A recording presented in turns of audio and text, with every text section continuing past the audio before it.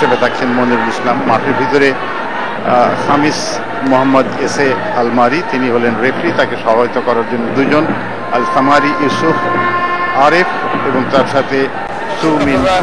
প্রথমার্ধের খেলার হাইলাইটস দেখছেন এই মুহূর্তে, উল্লেখযোগ্য অংশগুলো, এবং একের পর এক আক্রমণ বাংলাদেশ রচনা করতে সক্ষম হয়েছিল জাহিদ। এক্ষেত্রে সাহস সুযোগ নষ্ট করেছিলেন, সরাসরি গোলরক্ষক বরাবর কিকটি নিয়েছিলেন তিনি বেতন আহ্বান। রিপ্লেতে জাহিদ এই ছিল গোলকিপার, যার কারণে গোল পাননি। পরবর্তী জাহিদের আরও একটি কিক, অবশ্য বল চলে যায় পরের অনেকক্ষণ মধ্যে মাঠের বাইরে।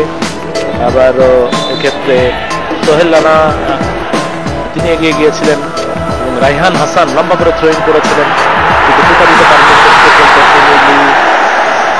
এবং আবারও থ্রোইং।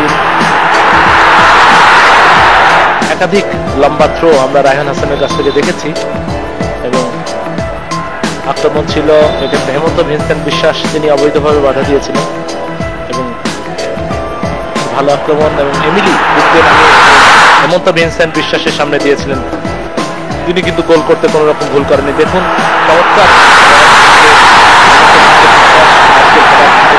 একমাত্র গোলটি এখনো পর্যন্ত করেছেন তিনি, বিশেষ করে যখন রক্ষা করেছিলেন গোলরক্ষক সুজান পেরেরা, এবং তিনি আঘাতও পেয়েছিলেন একেবারে অন্তিম মুহূর্তে খেলা। সুপ্রিয় দর্শক, প্রথমার্ধে বল পজিশনে বাংলাদেশ কিন্তু অনেকটা এগিয়ে ছিল। 65% বল পজিশন ছিল বাংলাদেশের অনুকূলে, শ্রীলঙ্কার অনুকূলে বল পজিশন ছিল 35%। 14টি শট নিয়েছিল বাংলাদেশ, পক্ষান্তরে শ্রীলঙ্কা 4টি মাত্র শট নিয়েছিল। গোলে শট নিয়েছিল বাংলাদেশ 5টি, শ্রীলঙ্কা 1টি। অফসাইড বাংলাদেশ হয়েছিল একবার, শ্রীলঙ্কা দল কোনো অফসাইড হয়নি।